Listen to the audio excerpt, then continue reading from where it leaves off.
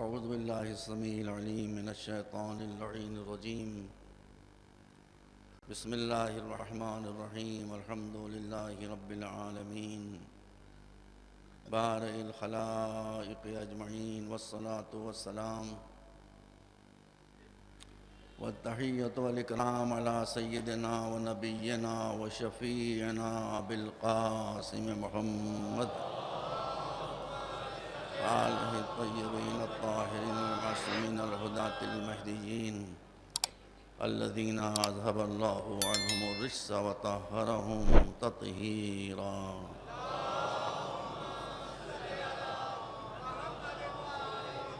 وبعد وقال اللہ سبحانہ تبارک وتعالی وهو اصدق الصادقین لقد ارسلنا رسولنا بالبینات وانزلنا معهم الکتاب والمیزان لِيَقُومَ النَّاسُ بِالْقِسْطِ. صلوات محمد وآل محمد.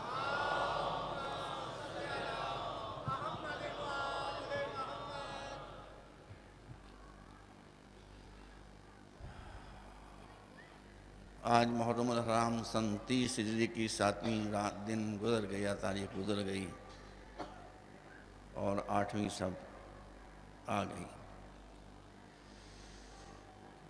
قرآن مجید میں جو اللہ کا پاک کلام ہے یہ ارشاد ہے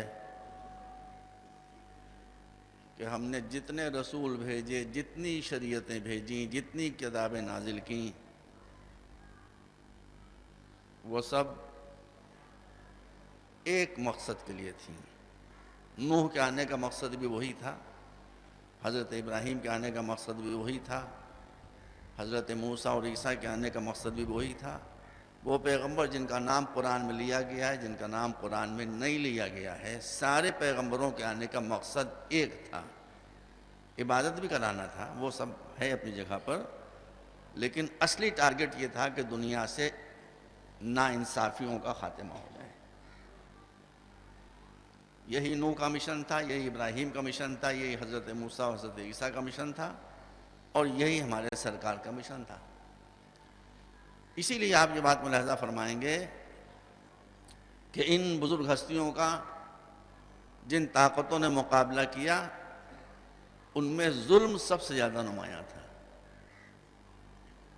جلدی جلدی سن لیجئے، مجھے موضوع کو وائنڈ اپ کرنا ہے کل تک اور کچھ حصہ پرسوں تک. حضرت نوح کیا کسی کو ستا رہے تھے؟ کیا کسی کو دکھ پہنچا رہے تھے؟ کوئی سوال ہی پیدا نہیں ہوتا. معصوم نبی، ہر ایک کی مشکل کشائی کرنے والے، ہر ایک کے دکھ درد میں شریک، صرف یہ کہتے تھے کہ اللہ کو ایک کہو. جواب میں اتنے پتھر پڑتے تھے، اتنے پتھر پڑتے تھے کہ جس میں پیغمبر پتھروں میں چھپ جاتا تھا.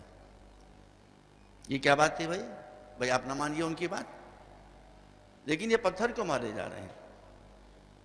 دیکھ رہے ہیں آپ، جواب میں کبھی آپ نہیں دکھا سکتے کہ حضرت نوح نے بھی کبھی ایک پتھر اٹھا کے ان کی طرف پھینک دیا ہو.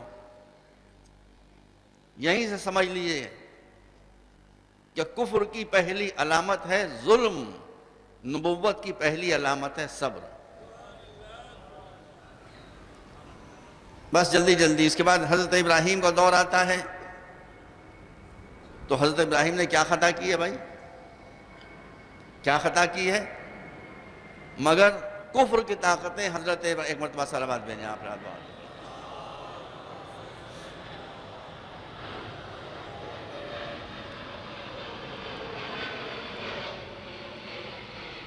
ایک مرتبہ اور صلوات بھیجیں آپ رات بات.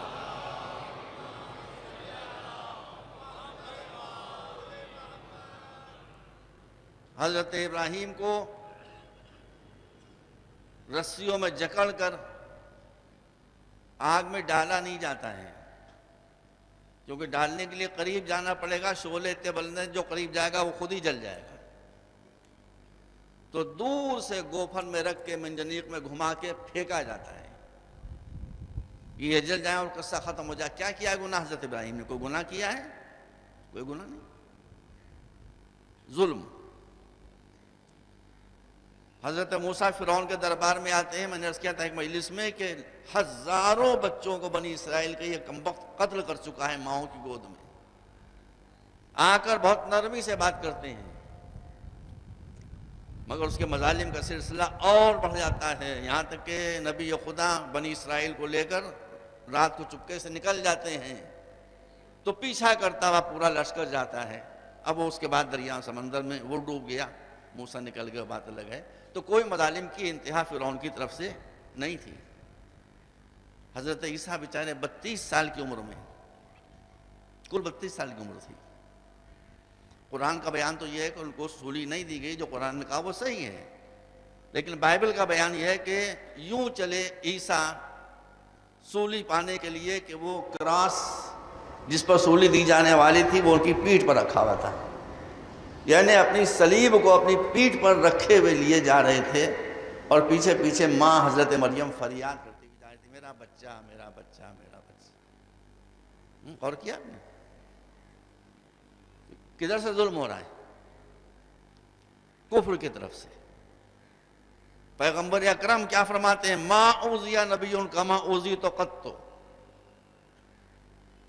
جتنا مجھے دکھ پہنچایا گیا، جتنا مجھ پر ظلم کیا گیا، اتنا ظلم کسی نبی اور رسول و پیغمبر پر نہیں کیا گیا۔ یہ تاریخ ہے آدم سے لے کر حضور تک کی کہ کفر ہمیشہ ظالم رہا، نمائندہ خدا ہمیشہ مظلوم رہا۔ اسی لیے ارشاد ہے کہ وَجَعَلْنَا مِنْهُمْ أَئِمَّةً يَهْدُونَ بِأَمْرِنَا لَمَّا صَبَرُوا، جب بنی اسرائیل کے لوگوں نے صبر کیا تو ہم نے ان میں رہنما پیدا کی ہے۔ ایک بات طرف میں آپ کو لے کر چل رہا ہوں، قرآن پڑھ لیجئے، حضرت آدم سے لے کر پیغمبر اکرم تک آپ کو ایک بات دکھائی دے گی۔ اب مجلس بہت لیمیٹڈ ہے، آج مجھے مسائل زیادہ پڑھنا ہے، کہ ایک طرف ایمان ہے، ایک طرف کفر ہے۔ جو نوح پر ایمان لائے وہ مومن، جنہوں نے انکار کیا وہ کافر۔ حضرت ابراہیم یا ایمان ہے، کیا اس کو آج ہمیں سے دشمنی ہو گئی کوئی بات کیا؟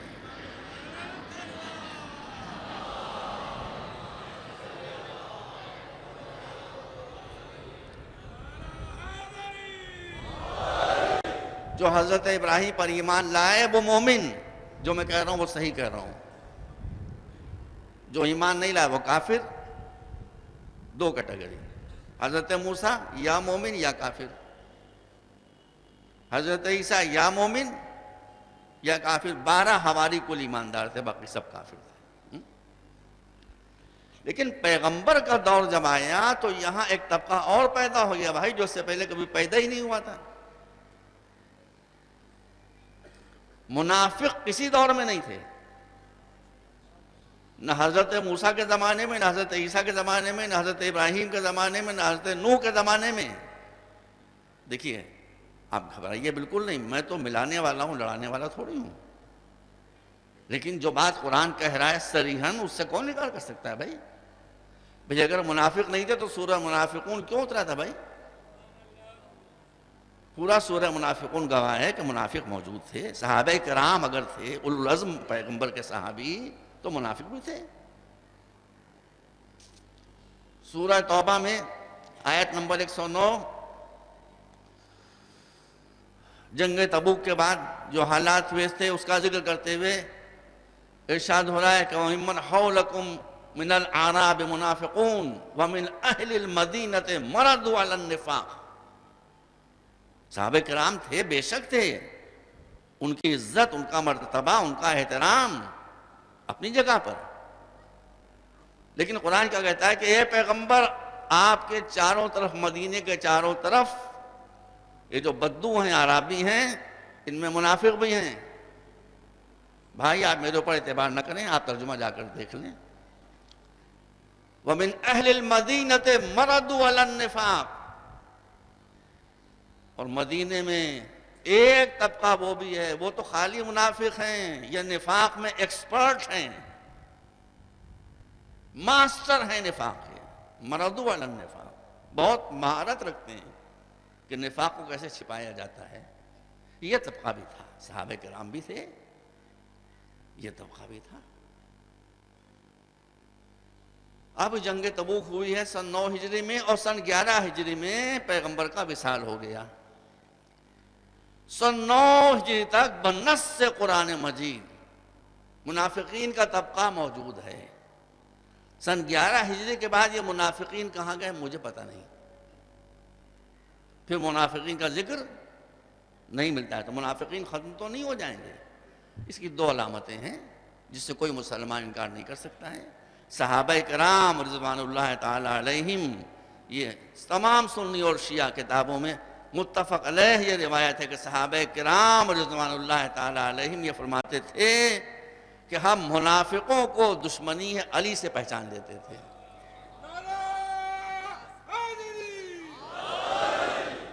ہم منافقوں کو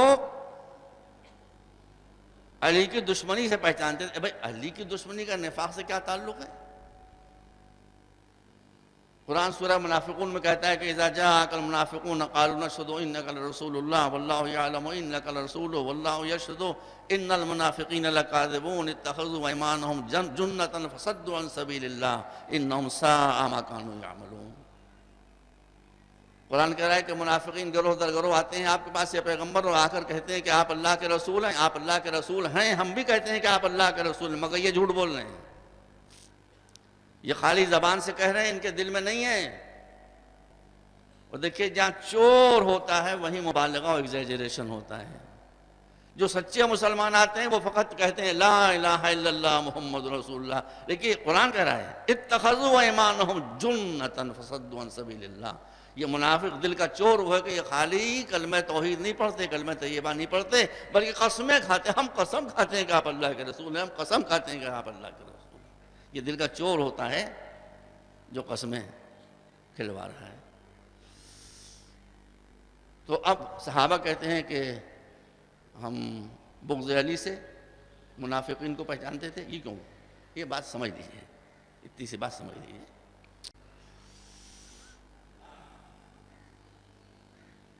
رسول کی دشمنی سے نفاق نہیں سمجھا جاتا تھا، وہ تو کھلم کھلا ہو جاتا تھا معاملہ۔ لیکن جو لوگ دل میں چور رکھتے تھے،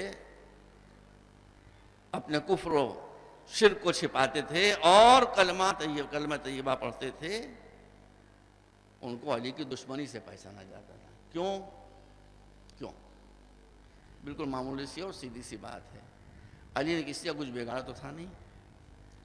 علی کی جو بھی دشمنی تھی، اچھا اب صحیح بھی ہے بھائی، دیکھیے یہاں بیٹھ کر میں غلط بات نہیں کہہ سکتا چاہے دشمن کی ہو۔ بھائی جو لوگ اس وقت مدینے میں موجود تھے یا اطراف مدینہ موجود تھے، ان میں سے ایک بڑی تعداد ان لوگوں کی تھی کہ جن میں سے کسی کے باپ کو علی نے قتل کیا تھا، کسی کے دادا کو قتل کیا تھا، کسی کے ماموں کو قتل کیا تھا، کسی کے نانا کو قتل کیا تھا، کسی کے خالو کو قتل کیا تھا، اور کیا آپ نے۔ اب یہ سب مسلمان ہو گئے تھے، مگر جب علی کو دیکھتے تھے کسی کو اپنا دادا یاد آتا تھا، کسی کو اپنا ماموں یاد آتا تھا، کسی کو اپنا خالو یاد آتا تھا، کسی کو اپنا چچا یاد آتا تھا، کسی کو کوئی یاد آتا تھا، کسی کوئی یاد آتا تھا۔ تو علی کی دشمنی دل میں آتی تھی، سائیکولوجیکلی، نفسیاتی طور پر۔ مگر میں ایک بات کہنا چاہتا ہوں کہ اگر کسی نے میرے عزیز کو قتل کیا ہو تو میں کس کا دشمن ہوں گا؟ اسی کا دشمن ہوں گا کہ جس نے میرے کسی عزیز کو قتل کیا ہے۔ اور بعد میں جب انویسٹیگیشن ہو اور مجھے معلوم ہو کہ he was paid by someone else، اس کو 2 لاکھ روپے کسی نے دیے تھے کہ اس کو جا کے مار دو، تو میری دشمنی کس سے ہوگی پھر اصل دشمنی اس سے ہو جائے گی کہ جس نے اس کو بھیجا تھا پیسے دے کر میرے عزیز کو مارنے کے لیے۔ اور کیا آپ نے؟ غلط تو نہیں کر رہا ہوں میں، بس اتنا پوچھنا چاہتا ہوں کہ علی جب میدان جنگ میں آتے تھے تو خود سے آتے تھے یا رسول بھیجتے تھے؟ ظاہر ہے کہ خود سے نہیں آتے تھے، ظاہر ہے کہ خود سے نہیں آتے تھے، رسول بھیجتے تھے۔ تو مسلمان کہنے کے لیے مجبور ہوں گے کہ علی خود سے نہیں آتے تھے، اللہ کہتا تھا رسول سے، رسول کہتے تھے علی سے۔ تو علی کی دشمنی علی پر ختم نہیں ہوگی، خود بخود منجر ہو جائے گی دشمنی رسول و دشمنی خدا تک۔ اور جب اس تک کھنچ کر پہنچ جائے گی تو پھر یا انسان کافر ہوگا یا منافق ہوگا۔ اچھا اب دوسری پہچان کیا ہے؟ یہ بہت ضروری بات ہے، مجھے عرض کرنا ہے آپ کے سامنے، اور کوئی مسلمان اس سے انکار نہیں کر سکتا۔ کہ ہزاروں برس کی تاریخ چلی آ رہی ہے کہ کفر کی ایک علامت ہے کہ کفر مرسی لیس ہوتا ہے، کفر بے رحم ہوتا ہے، کفر ظالم ہوتا ہے۔ رسول کے بعد تیسرا طبقہ پیدا ہو گیا منافقوں کا۔ تو میں مؤدبانہ گزارش کروں گا کہ میری التماس کو آپ قبول فرما لیں کہ جب بنص قرآن منافقوں کا طبقہ پیدا ہو چکا ہے تو اب کلمہ طیبہ سے کسی کا مسلمان ہونا ثابت نہیں ہوگا، نماز پڑھنے سے کسی کا مسلمان ہونا ثابت نہیں ہوگا، روزہ رکھنے سے کسی کا مسلمان ہونا ثابت نہیں ہوگا، حج کرنے سے کسی کا مسلمان ہونا ثابت نہیں ہوگا، داڑھیاں رکھنے سے کسی کا مسلمان ہونا ثابت نہیں ہوگا۔ ہم یہ دیکھیں گے کہ یہ جو کلمہ پڑھ رہا ہے، نماز پڑھ رہا ہے، روزہ رکھ رہا ہے، حج کر رہا ہے، یہ ظالم ہے کہ نہیں ہے۔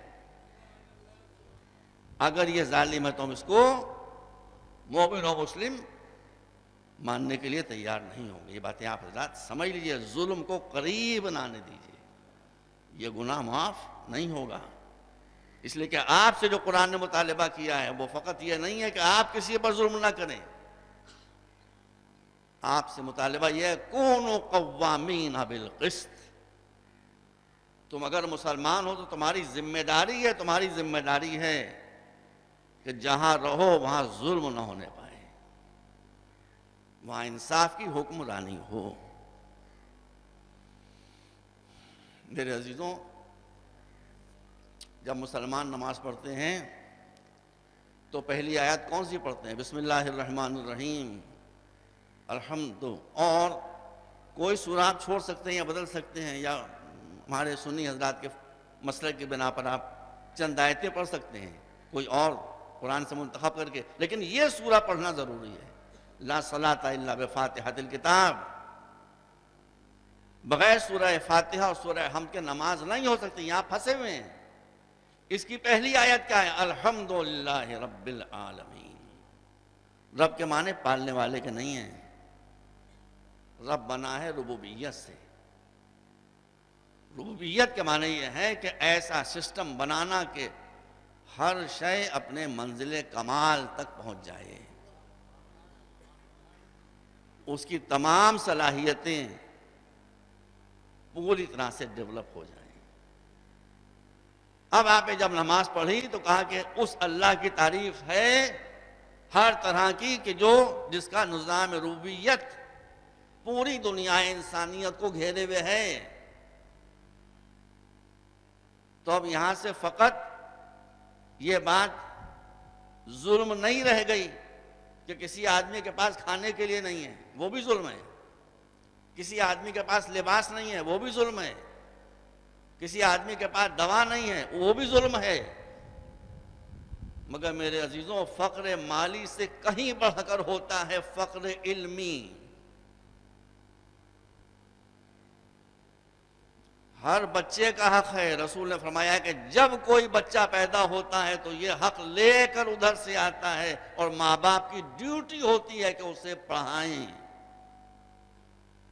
اور بہتر سے بہتر پڑھائیں۔ اگر آپ نے اپنے بچے کو نہ پڑھایا تو آپ ظلم کر رہے ہیں، ظلم بخشے جانے والا گناہ نہیں ہے۔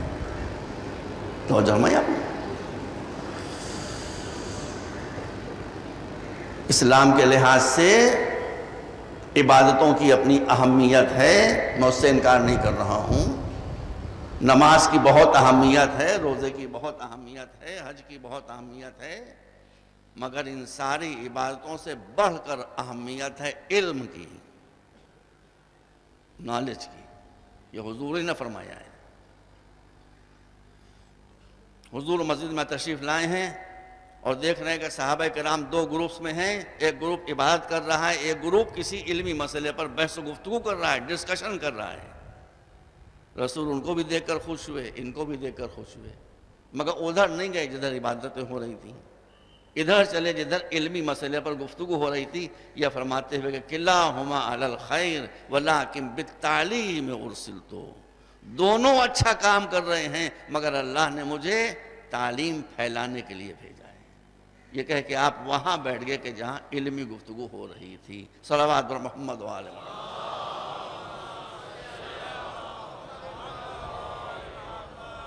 اس لیے میں آج آپ کے سامنے آپ کی محبتوں کے سہارے یہ جسارت کر رہا ہوں کہ نوشتہ دیوار کو پڑھیے، زمانے کے تقاضوں کو پڑھیے۔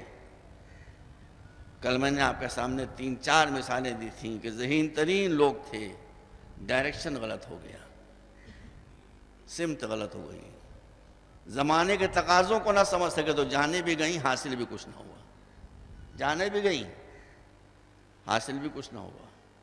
برا مان جائیے گا، تھوڑا غصہ آپ کو آ جائے تو مجھے معاف کر دیجیے گا۔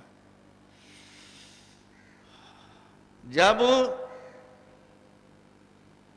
باتفاق شیعہ اور سنی رسول نے فرمایا کہ اگر عابد عبادت گزار بیٹھے ہوں اور بیچ میں کوئی عالم آ جائے تو اس کو ان عبادت گزاروں پر ویسے ہی فضیلت حاصل ہو جاتی ہے جیسے چھوٹے چھوٹے چمکتے ہوئے ستاروں کے بیچ میں چاند نکل آئے۔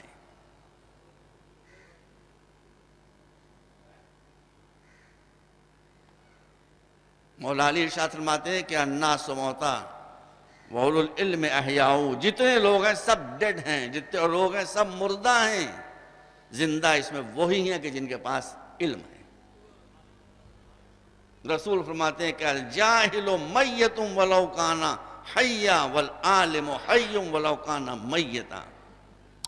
ایک جاہل انسان چل رہا ہو، پھر رہا ہو، کھا رہا ہو، پی رہا ہو، ہنس رہا ہو، بول رہا ہو، مگر وہ مردہ ہے۔ ایک عالم قبر میں سو رہا ہو مگر وہ زندہ ہے۔ اسلام نے علم پر جتنا زور دیا ہے، اسلام میں پروفیشنل ٹیچرز نہیں، اسلام نے جو کلچر ڈیولپ کیا تھا اس میں ہر مسلمان اپنا فریضہ سمجھتا تھا کہ جو اسے معلوم ہے وہ دوسرے کو بتائیں، اور ہر سیکھنے والا کسی سے بھی کہتا تھا کہ مجھے کچھ بتائیے، مجھے کچھ پڑھائیے۔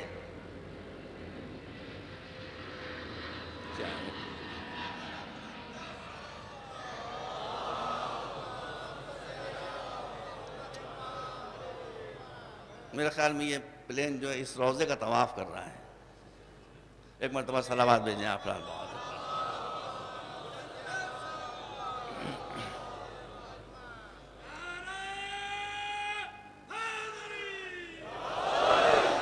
ایک مرتبہ صلوات بھیجیں آپ رات بہت۔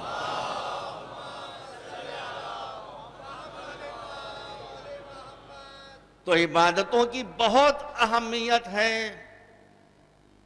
مگر جب علم کے مقابلے میں آ جائے تو عبادتیں نیچے چلی جاتی ہیں۔ یہ پہلے ہی دن فیصلہ ہو گیا تھا، زمین پر نہیں آسمان پر، جب ملائکہ نے اپنی عبادتوں کو پیش کیا۔ ہم 2 منٹ رکوع کرتے ہیں، 2 منٹ سجدہ کرتے ہیں، سر اٹھا لیتے ہیں۔ ملائکہ مولا علی فرماتے ہیں کہ جو رکوع میں پیدا ہو گیا بس وہ اب رکوع ہی میں ہے، لاکھوں برس گزر گئے۔ جو سجدے میں پیدا ہوا وہ سجدے میں ہے، لاکھوں برس گزر گئے۔ جو حالت قیام میں ہے وہ قیام ہی میں ہے۔ ان عبادتوں کو پیش کیا ملائکہ نے۔ آدم کے پاس کیا تھا؟ علم۔ مجھے تھوڑی سی اجازت دیں، آج ہی میں اس پہلو کی طرف متوجہ ہوا ہوں۔ قرآن کہتا ہے کہ وَعَلَّمَ آدَمَ الْأَسْمَاءَ كُلَّهَا، ہم نے سارے جہان کے، دنیا جہان کے نام آدم کو بتا دیے۔ آپ مجھے اتنا بتا دیں کہ اگر کسی بچے کو 10-12 چیزوں کے صرف نام بتا دیے جائیں نرسری میں یا پریب میں، اور ان ناموں کا ماڈل یا تصویر نہ دکھائی جائے اس کو، تو اس کو ان چیزوں کے بارے میں علم حاصل ہوگا یا جہالت حاصل ہوگی؟ آپ بتائیے۔ اگر کسی بچے سے کہا کہ M for mango, A for apple, apple کی صورت نہیں دکھائی اس نے، مینگو کی شکل نہیں دکھائی اس نے، تو اس کو ایپل اور مینگو یاد تو ہو جائے گا، لیکن ایپل اور مینگو سامنے آئے گا تو پہچان نہیں سکے گا۔ سمجھ رہے ہیں؟ ایپل اور مینگو سامنے آ جائے گا تو یہ پہچان نہیں سکے گا، خالی نام بتایا گیا، اس لیے قرآن کہے یا نہ کہے کامن سینس کی بات یہ ہے کہ سارے دنیا جہان کی چیزوں کے نام بھی بتائے گئے اور ان کی شکلیں بھی دکھا دی گئیں.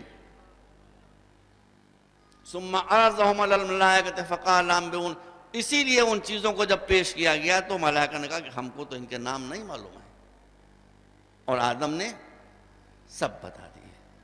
اور جب نام کسی شے کا آپ کو معلوم ہوتا ہے، تو میں نے ایک مجلس میں عرض کیا تھا کہ نام جب معلوم ہوتا ہے تو اس کی اصلیت معلوم ہوتی ہے. 100 برس پہلے کوئی بچہ ہو، اس سے آپ کہیے کہ ٹی وی، وہ کیا سمجھے گا ٹی وی سے؟ بھائی ٹی وی کا وجود ہی نہیں. اگر 100 برس پہلے کسی بچے سے آپ کہیے ٹی وی، وہ کیا سمجھے گا؟ وہ کچھ سمجھ ہی نہیں سکتا. تو آپ کو سمجھانے کے لیے ٹی وی کی تصویر دکھانا پڑے گی کہ 100 برس کے بعد یہ ٹی وی آنے والا ہے، اس کی تصویر دیکھ لو تاکہ جب ٹی وی آئے تو سمجھ لو کہ یہ ہے ٹی وی. ایک مرتبہ اور صلوات بھیجیں یہاں پر آپ.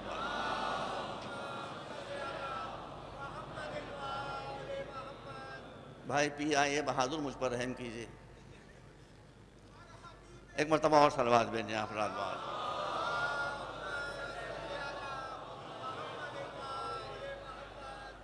اس لیے میری آپ سے مؤدبانہ گزارش ہے. مشن، اسلام کا مشن کیا ہے؟ پہلے غربت مٹائیے. پیٹ خالی ہوگا تو انسان کی سمجھ میں کچھ نہیں آ سکتا. جب پیٹ بھر چکے تو اس کا دماغ بھریے. نالج، علم. اس لیے اب جب میں نے آپ کو بتایا کہ اسلام میں عبادت کی اتنی اہمیت نہیں ہے جتنی علم کی ہے، تو مسجدیں کم بنائیے، اسکول زیادہ بنائیے. میری بات کو مان لیجیے. یا مسجدیں اگر آپ بنا بھی رہے ہیں تو مسجد میں سمپلسٹی کا حکم دیا گیا ہے. سادہ سے سادہ کنسٹرکشن رکھو مسجد کا. مسجد میں بیل بوٹے بچانے کی اجازت نہیں ہے، آپ بناتے ہیں تو مجبوری ہے. مسجد میں شینڈلیئرز لگانے کی اجازت نہیں ہے، مکروہات میں ہے سب. یہ اگر مسجد بنانے کا شوق ہی آپ کو تو بنائیے، امام بارگاہ بنانے کا شوق ہے بنائیے، لیکن سمپلسٹی کے ساتھ. جو پیسہ بچے اسے بچوں کی تعلیم کے لیے اسکول بنانے میں صرف کر دیجئے. میری بات آپ مان لیجئے. میں آپ سے ہاتھ جوڑ کر اپیل کر رہا ہوں. یہ اسلام کا مشن ہے. اسلام جاہل بنانے کے لیے نہیں آیا ہے. جب جاہل مسلمان ہوں گے تو آپ کے لیے مصیبت بن جائیں گے. شیعہ سنی سب کے لیے مصیبت بن جائیں گے. پوری دنیا کے لیے مصیبت بن جائیں گے. آپ میرا اشارہ سمجھ رہے ہوں گے. خود بھی مریں گے، دوسروں کو بھی ماریں گے. یہ سب جہالت سے پیدا ہوتا ہے. جہالت سے پیدا ہوتا ہے. اس لیے اسٹینڈرڈ اسکول جس میں کوالٹی ایجوکیشن دی جائے، اور اس کے ساتھ ساتھ اس میں quality rational and value based religious education بھی دی جائے. وہ بغدادی قاعدے والا زمانہ گزر گیا کہ مولوی صاحب ہاتھ میں سنٹی لیے بیٹھے ہوئے ہیں، بغدادی قاعدہ کھلا ہوا ہے، کہو الف زبر آ، الف زیر اے، الف پیشو پھٹا. وہ زمانہ گیا جب یوں پڑھایا جاتا تھا تو بھی صورت کیا ہوتی تھی کہ بچہ مولوی صاحب کے سامنے کہتا تھا الف زبر آ زیر پیشو. جب باہر مولوی صاحب چلے جاتے تو اس میں ایک لفظ جملہ اور بڑھا دیتا تھا کہ الف زبر آ زیر پیشو، مولوی صاحب کے گھر میں ڈھیلے پھینکو. جو ماڈرن میتھڈ آف ایجوکیشن ہے اس کو اپنائیے. میری بات مانیے. ہمارے علماء جو واقعی علماء ہیں، آیت اللہ سیستانی، میں پوری ذمہ داری کے ساتھ آپ کے سامنے کہہ رہا ہوں، ان میں ویژن ہے، ان میں نور ہے. وہ مسائل کو جانتے ہیں. انہوں نے اجازت دے دی ہے. میں پوری ذمہ داری کے ساتھ کہہ رہا ہوں. مجھ کو بھی وہاں سے وہ امر بھیجا کرتے ہیں، حکم بھیجا کرتے ہیں کہ یہ کرو وہ کرو، یہ کرو وہ کرو. تو پوری ذمہ داری کے ساتھ میں کہہ رہا ہوں کہ انہوں نے اب اجازت دے دی ہے کہ بچوں اور بچیوں کو اسلامی ماحول کے اندر رکھ کر اگر کوالٹی ماڈرن ایجوکیشن فراہم کی جا رہی ہے تو اس مد میں بھی سہم امام کا روپیہ صرف کیا جا سکتا ہے. اس لیے آپ اس میں سہم امام بھی صرف کر سکتے ہیں. میرا موضوع ہے اسلام از اے مشن. ایجوکیشن پھیلانے سے بڑھ کر کون سا مشن ہو سکتا ہے؟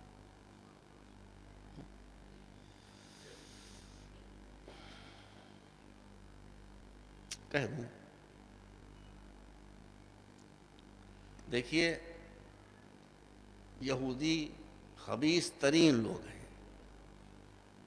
بیٹا سنو، یہودی خبیث ترین لوگ ہیں، بدماش ہیں، ظالم ہیں، ذلیل ہیں، کمینے ہیں، سب مانتا ہوں. اور یہ ان کا مذہب بتاتا ہے. مجبوری کی بات یہ ہے میرے لیے، کوئی مذہب گندی سندی تعلیم نہیں دیتا ہے. مگر تلمود دے رہی، کیا کروں میں، پڑھا میں نے خود. مگر ہمارا مذہب وہ ہے جو کہتا ہے کہ خذ الحکمہ ولو من فم مشرک. مشرک کے پاس بھی اگر حکمت کی بات ہے، وزڈم کی بات ہے، تو اسے لے لو.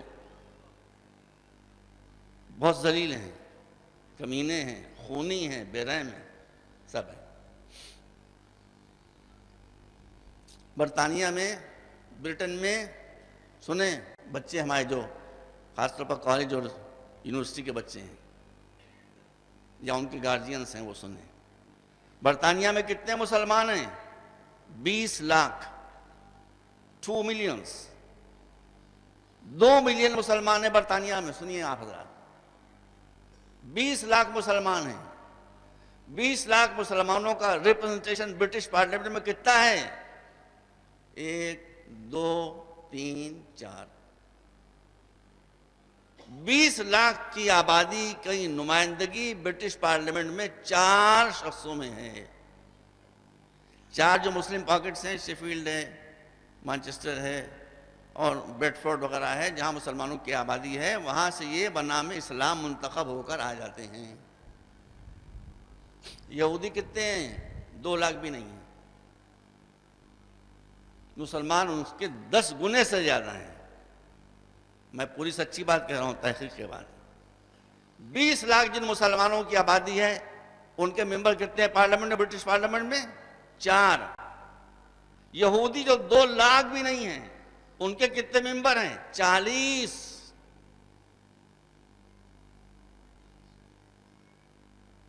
جب 40 یہودی برٹش پارلیمنٹ کے اندر بیٹھے ہیں تو مسٹر براؤن اسرائیل کی مذمت میں کیسے تقریر کر سکتے ہیں؟ آپ بتائیں.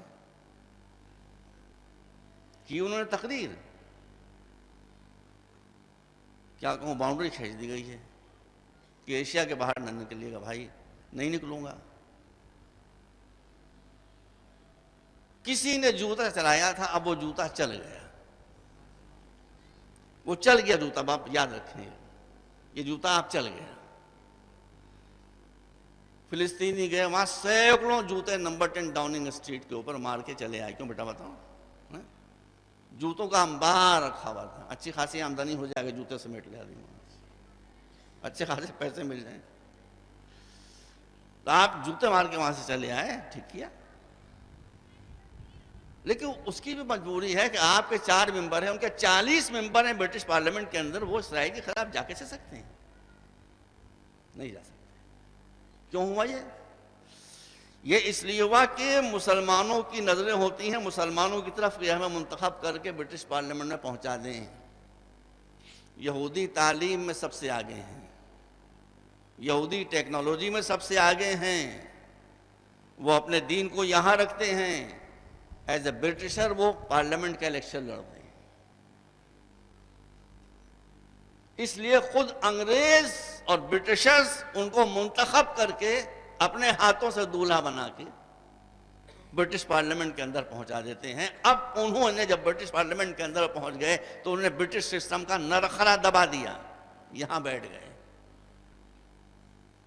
انہوں نے کسی سے نہیں کہا کہ ہم یہودی بن کے لڑ رہے ہیں، مگر دل میں جتنے اسٹانچ فیتھ یہودیوں کو ہوتا ہے اتنا فیتھ کسی کا نہیں ہوتا. اب اپنی پوزیشن سے فائدہ اٹھا کر وہ اپنی کمیونٹی کو فائدہ پہنچا رہے ہیں، ان کے مسائل کو حل کر رہے ہیں. جب انسان کے پاس علم ہوتا ہے تو عقل میں اضافہ ہوتا ہے. جب عقل میں اضافہ ہوتا ہے تو عقل میں اللہ نے یہ صفت رکھی ہے کہ وہ منفی کو مثبت میں تبدیل کر دیتی ہے، وہ نگیٹو کو پازیٹو بنا دیتی ہے، وہ مردہ کو زندہ بنا دیتی ہے.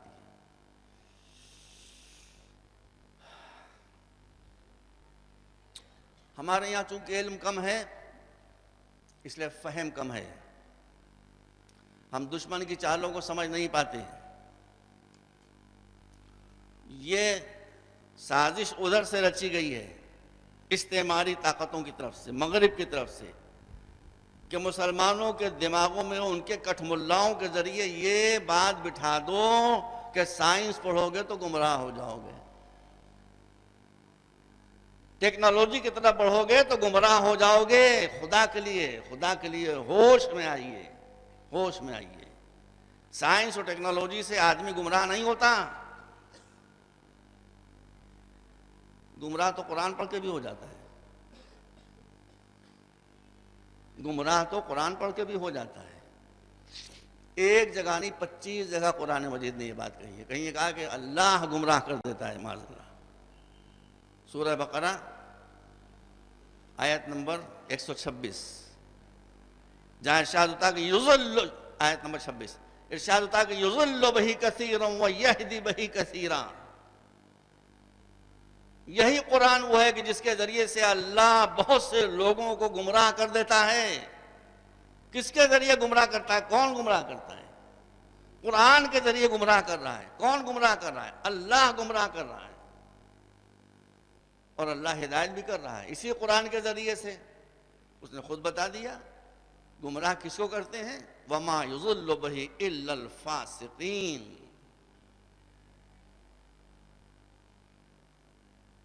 جو فاسق ہیں، بدکار ہیں، کرپٹ لوگ ہیں، وہ قرآن کو پڑھتے ہیں تو گمراہ ہو جاتے ہیں، اس لیے کہ وہ قرآن کے بتائے ہوئے راستے پر نہیں چلتے، قرآن کو اپنے راستے پر چلانا چاہتے ہیں۔ قرآن ان کو بہکا دیتا ہے۔ ہدی للمتقین، جو پہلے سے پاک و پاکیزہ کردار رکھتے ہیں، جو کرپٹ نہیں ہوتے ہیں، وہ قرآن کو پڑھتے ہیں تو ان کو اس سے ہدایت مل جاتی ہے۔ تو گمراہی تو قرآن سے بھی ملتی ہے بھائی، گمراہ تو اللہ میں بھی کرتے ہیں۔ تو یہ بات آپ یاد رکھیے کہ اگر انسان سچا مسلمان ہے، اسلام کو سمجھ کر اس نے اختیار کیا ہے، اور انگریزی میں وہ ایکسپرٹ ہو گیا ہے، سائنس میں وہ ایکسپرٹ ہو گیا ہے، کمپیوٹر نالج میں وہ ایکسپرٹ ہو گیا ہے، تو وہ اسلامی خدمت کرے گا کہ جو عام مولوی اور علماء نہیں کر سکتے ہیں۔ اور آج میں آپ کو بتا رہا ہوں، سن لیجیے اچھی طرح سے، میں بہت آپ لوگوں کو برا بھلا کہتا ہوں مگر وہ بھی محبت میں کہتا ہوں، اللہ جانتا ہے، اور کوئی دوسری بات نہیں ہے، لیکن اگر آپ کے بچوں نے خدمت کی ہے تو وہ بھی میں بتاؤں گا کہ اس وقت کمپیوٹر میں شیعہ سے متعلق جتنا مواد موجود ہے کسی اور فرقے کا نہیں ہے، کسی اور فرقے کا نہیں ہے۔ میں شاباشی دیتا ہوں نوجوانوں کو جنہوں نے بھر دیا کمپیوٹر کو ویب سائٹ سے۔ بہت سے سوال مجھ سے کیے گئے، بھائی اتنے سوال مجھ سے کیے گئے ہیں، میں کہاں تک جواب دوں، کہاں تک جواب دوں؟ تو میں آپ کو بتاتا ہوں، اگر میں کسی سوال کا جواب نہ دے پاؤں، go to computer, go to internet. میں آپ کو ایک ویب سائٹ بتا دیتا ہوں، al-islam.org۔ جو بھی سوال آپ کو چاہیے ہو، تاریخ سے متعلق، فلسفے سے متعلق، ائمہ تعلیم کی سوال نمبر سے متعلق، کوئی بھی شبہ ہو، کوئی بھی مسئلہ ہو، اس ویب سائٹ پہ جائیے al-islam.org۔ آپ کو ہر سوال کا جواب مل جائے گا۔ کمپیوٹر میں اس وقت کتنے اوراق ہیں پتہ ہے آپ کو؟ ابھی اس وقت، کل تو اور طرح سے بڑھ جائے گی۔ اتنا سا کمپیوٹر جو آپ کو دکھائی دے رہا ہے، اس میں 8 ارب صفحات ہیں، 800 کروڑ، اور روز اس میں اضافہ ہو رہا ہے۔ ایک کمپیوٹر کے اندر، اتنے سے کمپیوٹر کے اندر 800 کروڑ صفحات ہیں۔ میں علی کا مرتبہ جانتا ہوں، مگر میں آپ کو بتانا چاہتا ہوں، اب جب 800 کروڑ صفحات اس انٹرنیٹ میں موجود ہیں، اس کمپیوٹر میں موجود ہیں، اتنے سے کمپیوٹر میں موجود ہیں، تو یہ تو مین میڈ سلونی ہے بھائی۔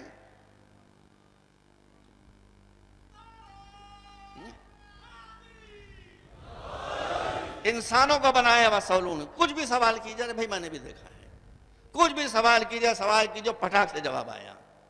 تو جب انسان میں یہ طاقت ہے کہ وہ ایسا کمپیوٹر بنا سکتا ہے جس سے ہر سوال کا جواب آپ کو مل جائے، تو اللہ نے اگر کسی کو رہنما بنایا ہو، اور وہ ممبر پر بیٹھ کر کہے کہ سلونی سلونی قبل ان تفقدونی، مجھ سے جو چاہے پوچھو، ہر بات کا جواب دینے کے لیے تیار ہوں۔ صلوات محمد وآل محمد۔ بس اتنا بتا دوں کہ انسان کے بنائے ہوئے کمپیوٹر میں اور اللہ کے بنائے ہوئے برین میں جو فرق ہے وہ یہ ہے، کمپیوٹر سے آپ جو سوال پوچھیں گے پھٹ سے وہ جواب دے دے گا آپ کو، لیکن کوئی سوال کرنا آپ بھول گئے ہیں تو آپ سے یہ نہیں کہے گا کہ یہ سوال کرنا آپ بھول گئے۔ مگر امام وقت وہ ہوتا ہے کہ اگر اس سے آپ کوئی سوال کرنا بھول گئے ہوں تو وہ سوال بھی بتاتا ہے کہ یہ بھی سوال تم سوچ کر آئے تھے، اس کا یہ جواب ہے۔ صلوات بر محمد وآلہ۔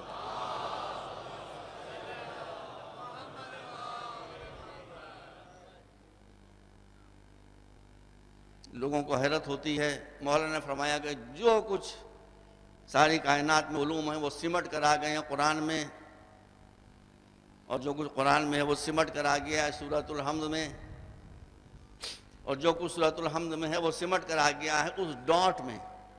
بچوں سنو، اس ڈاٹ میں، اس نقطے میں جو بے کے نیچے دیا جاتا ہے، اور کر رہا ہوں نا، اس کا فرماتے ہیں کہ وَأَنَا النُّقْطَةُ تَحْتَ الْبَاءِ، میں وہ نقطہ ہوں جو بے کے نیچے دیا جاتا ہے۔ جس کو کمپیوٹر کی تھوڑی سی بھی نالج ہے، انٹرنیٹ کی تھوڑی سی بھی نالج ہے، وہ بات میری سمجھ لے گا کہ اس وقت علم کے جتنے خزانے ہیں وہ سب ڈاٹ سے کھلتے ہیں،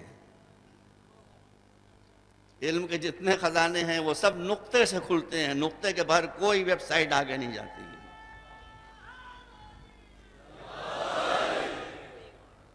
تو اب اگر کسی کو کوئی بھی سوال کرنا ہو، کسی کو کوئی بھی سوال کرنا ہو تو اللہ کی بنائی ہوئی ایک ویب سائٹ موجود ہے، جس ویب سائٹ کا نام ہے alquran@saloni.ali۔ ایک مرتبہ صلوات بھیجیں آپ افراد۔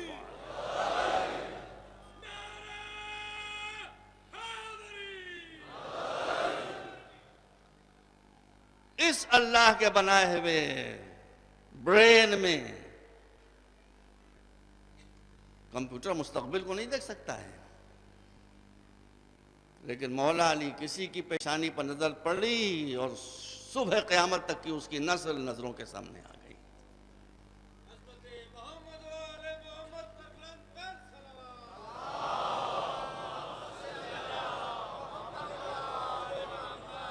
بس عزیزوں، آج تک میں نے آپ کو یہ بتایا، اسلام کا مشن ہے ظلم کو مٹا دینا، ناانصافی کو ختم کر دینا، دشمن کا بھی کوئی حق ہے تو اسے دے دینا، دشمن کے ظلم کے جواب میں بھی ظلم نہ کرنا، دشمن کے ظلم کے جواب میں بھی اس کے ساتھ جسٹس کرنا۔ یہ شاعری نہیں ہے، قرآن مجید نے کہا ہے کہ وَلَا يَجْرِمَنَّكُمْ شَنَآنُ قَوْمٍ عَلَىٰ أَلَّا تَعْدِلُوا اعْدِلُوا هُوَ أَقْرَبُ لِلتَّقْوَىٰ۔ کوئی قوم اگر تمہاری دشمنی اور وہ زیادتی کر رہی ہے اور تمہارے دل میں بھی اس کی دشمنی ہے تو وہ دشمن ہے، وہ آزاد ہے، اس کا کوئی مشن نہیں، تمہارا مشن ہے۔ اس کے ظلم کے جواب میں بھی تم نے بھی اگر ظلم کیا تو اس کے مشن کی تکمیل ہو جائے گی۔ اس لیے وہ ظلم کرے مگر تم کو ظلم کرنے کا حق نہیں ہے، تم اس کے ساتھ بھی انصاف کرو تاکہ تمہارا مشن ڈیمیج نہ ہونے پائے۔ تو آج تک تو میں نے آپ کے سامنے عرض کیا کہ آپ کو ہر قیمت پر اپنی کمیونٹی سے ہر قیمت پر غربت کو مٹانے کے لیے جہاد کرنا ہے۔ میں آپ کو نہیں کہتا، میں اپنوں کہتا ہوں، مگر رسول نے فرمایا، میں کیا کروں؟ سنی شیعہ سب اپنی اپنی کتابوں میں دیکھ لیں کہ میں نے الحمدللہ ملا نہیں ہوں اس لیے میں ذرا کم کھاتا ہوں، فرض کیجئے ہوں ملا، کھا گیا خوب، ڈکاریں آ رہی ہیں، پیٹ پھولا ہوا ہے، اب میں سونے جا رہا ہوں، میں نے وضو بھی کر لیا، آیت الکرسی بھی پڑھ لی، چاروں قل بھی پڑھ لیے، 2-4 دعائیں بھی پڑھ لیں، جا رہا ہوں سونے کے لیے۔ کون جا رہا ہے سونے کے لیے؟ مسلمان۔ مگر میرے علم میں ہے کہ میرے پڑوس میں ایک بھوکا سو رہا ہے۔ یہ رسول نے فرمایا کہ مسلمان ہو یا ہندو ہو یا کرسچن ہو، کچھ بھی ہو، تمہیں معلوم ہو کہ ایک بھوکا سو رہا ہے اور تم پیٹ بھر کر سو رہے ہو، تم اس کی بھوک مٹا سکتے ہو. اگر تم سو گئے اس عالم میں اور مر گئے تو مرو گے بحیثیت ایک مسلمان کے، اٹھو گے مشرکین کے ساتھ. اس لیے کہ اسلام زبان کے ذریعے نہیں مانا جاتا، کردار کے ذریعے مانا جاتا ہے. تو پہلے نمبر پر آپ کو you must be something different. میں زیادہ نہیں کہنا چاہتا آپ سے. صحابہ کرام کا احترام ہے، مگر اہل بیت کے برابر تھوڑی آ سکتے ہیں. وہ اہل بیت اپنی منزل پر ہیں، صحابہ کرام اپنی منزل پر ہیں. ان کی بھی عزت ہے، ان کی بھی عزت ہے. یہ سیدھی سی بات ہے. آپ مجھے یہ بتا دیں، علم کی بات ہو رہی ہے کہ اہل بیت طیبین و طاہرین میں سے 250 برس کا عرصہ ہم کو ملتا ہے، 12 ہے نا. ان میں کا کوئی بچہ، 5 برس کا بچہ، 4 برس کا بچہ کسی صحابی یا تابعی یا کسی امام وقت کے پاس گیا ہو دوسری لائن کے کہ ہم کو یہ مسئلہ بتا دیجئے، آپ نہیں بتا سکتے. ایک انسٹانس آپ ایسا نہیں پیش کر سکتے. ادھر کے لوگ آئے ہیں، بوڑھے سفید داڑھیاں رکھے ہوئے، جو ان کی مشکل کشائیاں کر رہے ہیں.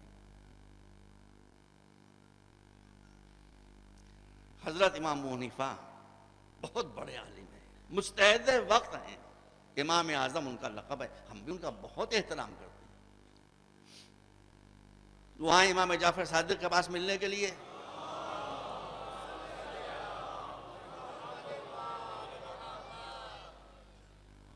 اور قبل اس کے کہ امام کی خدمت میں حاضر ہوں، دیکھا کہ امام موسی کاظم علیہ السلام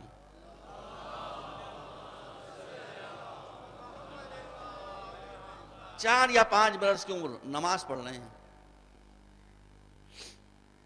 مگر ایسی جگہ نماز پڑھ رہے ہیں کہ جہاں سامنے سے لوگ آ رہے ہیں اور جا رہے ہیں. تھوڑی دیر رکے رہے. جیسے ہی شہزادے نے نماز ختم کی، کہا کہ کس کے فرزند ہیں آپ؟ کہا باپ کا نام بتایا، جعفر صادق. کہا ماشاءاللہ نماز صاحب بہت خضوع اور خشوع سے اس کم سے نہیں پڑھ رہے تھے، مگر عمر کم ہے تو تھوڑا علم آپ کا کم ہے. ایسی جگہ آپ کو نماز نہیں پڑھنا چاہیے تھی کہ جہاں سے لوگ سامنے سے گزر رہے ہیں، آپ کی نماز میں خلل پڑا ہوگا. نماز ہمیشہ خالی جگہ میں پڑھی جاتی ہے جہاں کوئی سامنے سے گزر نہ رہا ہو. دیکھیں میں ان کی عظمت کا قائل ہوں. اہل سنت کے امام ہیں، بہت علم ہے ان کے پاس، علم میں کوئی کمی نہیں ہے.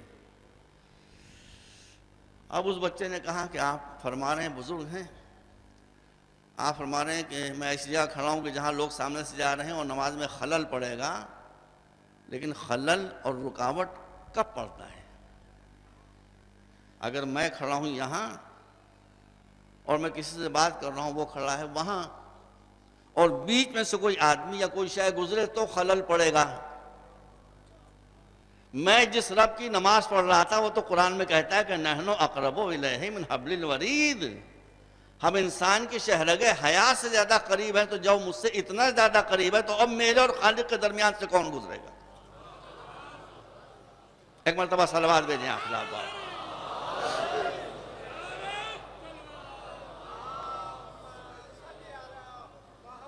میرا قطعی ارادہ نہیں تھا، مجھے تو کچھ اور پڑھنا تھا، میرے ذہن سے نکل گیا، لیکن خود بخود میں آ گیا. امام موسی کاظم جن کا لقب کیا ہے؟ باب الحوائج. باب الحوائج 2 ہیں. باب الحوائج دیکھیے، یہ میں بالکل میرا ارادہ نہیں تھا. 2 باب الحوائج ہیں. ایک باب الحوائج ہیں حضرت موسی بن جعفر امام وقت علیہ السلام، اور دوسرے باب الحوائج ہیں عباس ابن علی. یہ بھی باب الحوائج ہے. اور میں خود بخود اس منزل تک آ گیا. آپ معلوم ہے کہ کل 8 تاریخ ہے، اور اس اللہ خانے کی سیرت یہ ہے اور دستور یہ ہے کہ یہاں آج کی شب میں سقائے سکینہ حضرت ابو الفضل عباس کے مصائب بیان کیے جاتے ہیں. یہ شہزادہ وہ ہے. عزیزوں، میرے بھی 3 بڑے بھائی تھے. تینوں اللہ کو پیارے ہو گئے، 2 پاکستان میں 1 ہندوستان میں۔ مجھ سے جو بڑے بھائی تھے ان کو میں بھیا کہتا تھا، اللہ ان کے درجات کو بلند کرے، بہت مجھ سے محبت کرتے تھے۔ ان سے جو بڑے بھائی تھے ان کو میں بھائی جان کہتا تھا، وہ بھی مجھ سے بہت محبت کرتے تھے، یہیں رہتے تھے پاکستان میں۔ ان سے جو بڑے بھائی تھے، جو بہت بڑے عالم دین تھے، مولانا کلب عابد صاحب جو ہمارے سب سے بڑے بھائی تھے، ان کو میں بھائی صاحب کہتا تھا۔ بھائی کو یا بھیا یا بھائی جان یا بھائی صاحب کہا جاتا ہے، لیکن بس ایک بھائی تاریخ میں وہ ملتا ہے کہ جس نے اپنے بڑے بھائی کو نہ بھیا کہا، نہ بھائی جان کہا، نہ بھائی صاحب کہا۔ اس نے ہمیشہ اپنے بھائی کو آقا کہا۔ یہ تربیت ماں نے دی تھی۔ دیکھیے میں ایک بات بتا دوں آپ کو، میں بغیر پڑھے ہوئے گڑھ کے کوئی روایت نہیں پڑھتا، یہ میری ذمہ داری کی بات ہے۔ میں نے پڑھا ہے یہ کیوں عباس مولا کو آقا کہتے تھے، بھائی کیوں نہیں کہتے تھے؟ شہزادی زینب کبریٰ نماز صبح پڑھنے کے بعد عباس کو اپنے پاس بلا لیتی تھی اور ان کا چہرہ دیکھتی تھی۔ زینب سے رخصت ہو کر چاند کا سا چہرہ، بہن نے پیار کیا تھا اور دمک رہا تھا، آئے ماں کے پاس خوش خوش ہنستے ہوئے، کہا بہت خوش آ رہے ہو، بہت چہرے پر رونق ہے، دمک ہے، کیا بات ہے؟ کہا بہن کے پاس سے آ رہا ہوں۔ کہا کون بہن؟ نام لیا شہزادی کا، بہن کے پاس سے آ رہا ہوں۔ ارے ارے ارے تم کو معلوم نہیں کہ وہ تمہاری بہن نہیں ہے، تم اس کے غلام ہو۔ بھیا یہ میں نے تاریخ میں خود پڑھا ہے، اپنی آنکھوں سے پڑھ کے آ رہا ہوں۔ ام البنین نے کہا بہن کہہ دیا تم نے؟ بہن نہیں ہے، وہ تمہاری مالکہ ہے، تم اس کے غلام ہو، آئندہ کبھی یہ سوچنا بھی نہیں۔ دوسرا دن ہوا تو عباس احترام میں زینب کے پاس نہیں گئے۔ زینب نے فضہ کو بھیجا کہ جا میرے بھائی کو لے کر آ۔ فضہ گئی، بھائی کو لے کر آئی، پیچھے پیچھے فضہ، آگے آگے 3 برس کی عمر ہے، میں نے پڑھا ہے تاریخ میں 3 برس کی عمر ہے، آگے آگے 3 برس کا بچہ، پیچھے پیچھے فضہ۔ زینب سے تھوڑے فاصلے پر شہزادہ کھڑا ہو گیا اور ہاتھ جوڑے۔ ارے عباس تمہیں کیا ہو گیا ہے؟ یہ ہاتھ کیوں جوڑ رہے ہو؟ کہا معافی چاہتا ہوں شہزادی، میری مالکہ میں آپ سے معافی چاہتا ہوں، میں آپ کو بہن سمجھتا تھا لیکن میری ماں نے بتایا آپ بہن نہیں، آپ میری مالکہ ہیں۔ یہ ماں ام البنین، اللہ اکبر، کیا مرتبہ ہے اس شہزادی کا۔ جنت البقیع میں آپ نے پڑھا ہوگا کوئی دعا قبول نہ ہوتی ہو، بی بی کے مزار کے پاس چلے جائیے، بیٹا ہی باب الحوائج نہیں ہے، ماں بھی باب الحوائج نہیں۔ اس لیے ہمیشہ جب زینب کو آقا کہا، مالکہ کہا، تو حسین کو بھی ہمیشہ زندگی بھر آقا کہتے رہے۔ اب یہ بتائیے کہ ایسے بھائی کے لیے حسین کے دل میں کیا جذبات محبت ہوں گے۔ اور اب وہ منزل آئی، تاریخ بتاتی ہے کہ جب بہت سے بنی ہاشم کے بھی جوان شہید ہو گئے، 4 بھائی تھے، عباس نے ایک بھائی کو بلایا، کہا جا میں نے تجھے حسین پر قربان کیا۔ یہ بھائی بھی آیا، لڑا شجاعت کے ساتھ اور شہید ہو گیا۔ دوسرا بھائی آیا، وہ بھی شہید ہو گیا۔ تیسرا بھائی آیا، وہ بھی شہید ہو گیا۔ اب خیمے کے دروازے پر آئے، ایک بچہ تھا 12 برس کا عباس، جس کا نام تھا محمد۔ اس بچے کا نام تھا محمد، 12 برس کی عمر، آواز دی محمد۔ بچہ دوڑتا ہوا باپ کی آواز پر نکلا، سینے سے لگایا، گلے سے لگایا، پیار کیا۔ کہا بیٹا، کوئی باپ اپنی زندگی میں اپنے بچے کو مرتے ہوئے دیکھنا نہیں چاہتا، لیکن آج مجھے حسین سے بڑھ کر کوئی شے عزیز نہیں ہے، جا میں نے تجھے بھی حسین پر نثار کیا۔ یہ بچہ بے آیا اور شہید ہو گیا، 3 بھائی اور 1 بچہ۔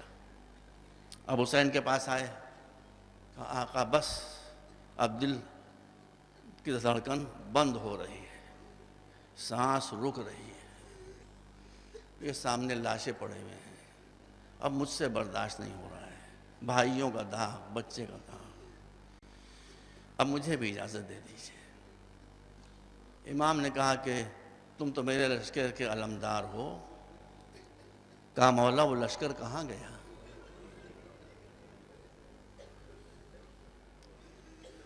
حضرتانوں، جتنے کربلا میں شہید ہوئے ان کی مائیں کربلا میں موجود تھی، لیکن عباس کی ماں مدینے میں ہے، بس کا خیال رکھیے گا۔ حسین اجازت نہیں دے رہے تھے کہ ایک مرتبہ بھتیجی، پیاری بھتیجی، سوکھے ہوئے ہونٹ، نیلے رخسار، آ کر چچا کا دامن پکڑا، کہا چچا جان، چچا جان، آپ تو یہ کہتے تھے کہ میں تم سے زیادہ کسی کو نہیں چاہتا ہوں، آپ سے میری ذرا سی تکلیف نہیں دیکھی جاتی تھی، آج آپ میرے یہ نیلے نیلے رخسار دیکھ رہے ہیں، یہ سوکھے ہوئے ہونٹ دیکھ رہے ہیں، آپ کو مجھ پر ترس نہیں آ رہا ہے چچا جان؟ میں پیاس سے ہلاک ہوئی جا رہی ہوں چچا جان۔ عباس رونے لگے، کہا کہ مولا آپ جہاد کی اجازت نہیں دیتے، کم سے کم اتنی تو اجازت دیجئے کہ اس پیاری بچی کے لیے میں پانی لے آؤں۔ حسین نے سر جھکایا، بچی سے کہا مشکیزہ لے کر آ جا، سکینہ دوڑتی بھی گئی، مشکیزہ لے کر آ گئی، عباس نے علم میں باندھا، آج تک یہ مشکیزہ سکینہ کا علم میں باندھا ہوا ہے۔ علم میں مشکیزہ اس لیے باندھا کہ جنگ کرنے کے لیے نہیں آ رہے ہیں، پانی لینے کے لیے آ رہے ہیں، مگر جنگل راستہ لشکر نے روکا۔ عباس نے حملہ کیا، پہلے ہی حملے میں 80 لاشیں تڑپیں، گھوڑا فرات میں ڈال دیا، گھوڑے سے کہا پانی پی لے، اس نے نظر اٹھا کر عباس کو دیکھا، زبان بے زبانی سے یہ کہہ رہا تھا پہلے آپ پئیں تو میں پیوں۔ بتائیے ان گھوڑوں کو ہم کیسے بھول جائیں؟ اب عباس نے کیا جواب دیا ہوگا؟ عباس نے شاید تاریخ میں یہ نہیں مگر میرا دل کہتا ہے عباس نے جواب دیا ہوگا، تو اگر اپنے آقا کے بغیر نہیں پانی پی سکتا ہے تو میں اپنے آقا کے بغیر کیسے پانی پیوں؟ اس لیے مشکیزہ بھرا، سقائے سکینہ پیاسا نکل آیا، گھوڑے پر سوار ہوا۔